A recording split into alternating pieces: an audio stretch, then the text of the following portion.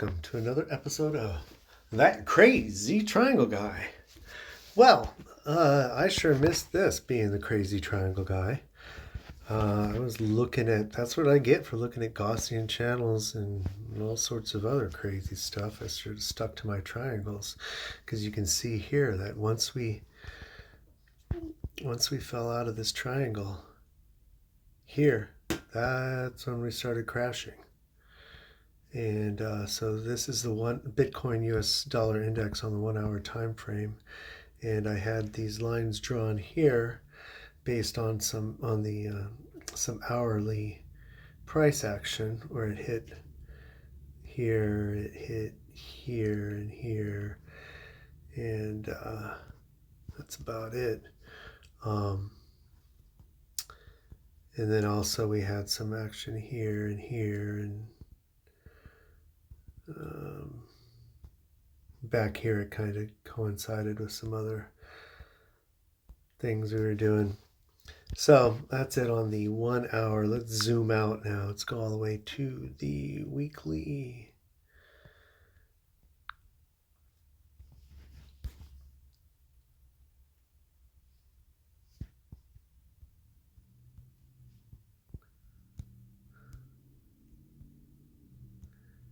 And here's the triangle on the weekly. Now I measured this green candle as a target here, this most closest leg of the triangle where we from where we fell out, and I pulled it over here as this yellow dashed arrow. Of course the arrow is pointing the wrong way, so I'm looking up, not looking down, but that gives a perfect target of at the bottom of, or it's not the bottom, it's the mean band of the weekly Gaussian channel. Now thus far we've come to 25.3 and bounced off 25.3, which is a huge area of support, and possibly that's it. You know, we don't always hit these targets, so you can come close. It's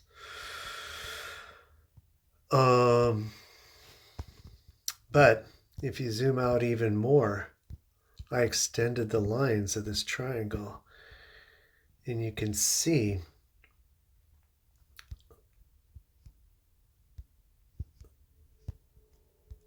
how the price action has been playing along here all the way up in our it runs right through our all-time high here, but then also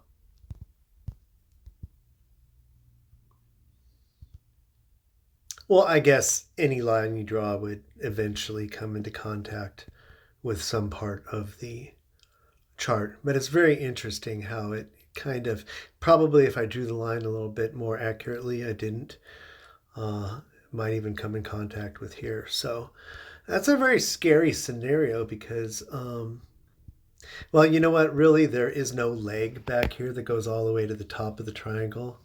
The nearest leg we have that goes to the top of the triangle would be our all-time high most recently right here.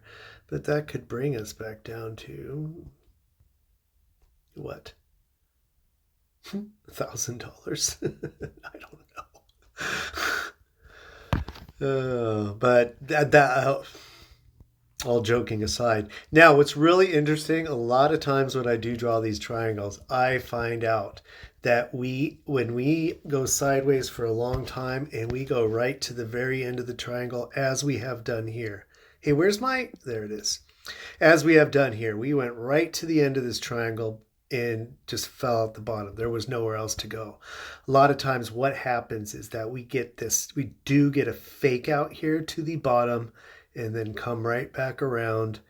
It's like we do a little whoo around the end of the triangle and right back up. So more than likely, that's what we're going to do. I mean, with all the Bitcoin adoption and everything else going on, I don't think we're going back down to over, anywhere over here. This is a bear trap scenario. And next week, or maybe a couple weeks, who knows how long it'll take to, maybe even tomorrow, we will be right back up here in the 31.5 range, testing that and breaking through. I'm sure a lot of big players are sucking up all these coins right now. Now, if you do, and now zooming out here on the weekly and looking back, you can see that we have had other big wicks down like this. And when we do, like right here, for instance, not as big as the current one, but next week we had a wick right back up. Oh, look at this big one right here, back in. Oh, that was FTX collapse. Well, yeah, so we had FTX, came all the way down to 16, or way down to 15 something, 15. A couple months later, right back up. So even that would be like a worst case scenario for right now, I believe. But I think we will wick back up very, very shortly. Or not wick back up, pump back up to this area, 31.5-ish. Like, I can almost guarantee unless something else is going on that I haven't gotten news of yet. This is all very fresh. So we will see you next time. Thanks.